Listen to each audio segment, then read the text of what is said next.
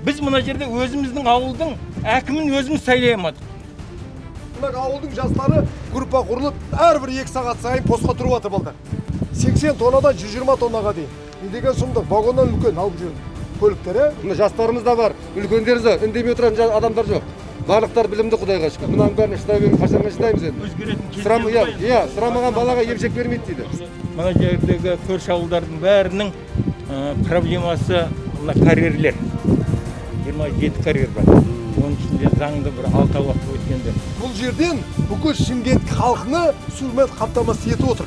Қазір уже сулары таусылып бұлардың. Ана арнаға барып, ана бұлақтың аузына барып насостарын бүйтіп қойып жатыр. Ертең не болады? Үлкен катастрофа бұл. Судың арнасын бәрі қашып жатыр. 30 метр, 40 метрге дейін қазып тастаған карьерлер. Добывающие компании, они должны брать на себя ответственность за социальную структуру, за содержание дорог,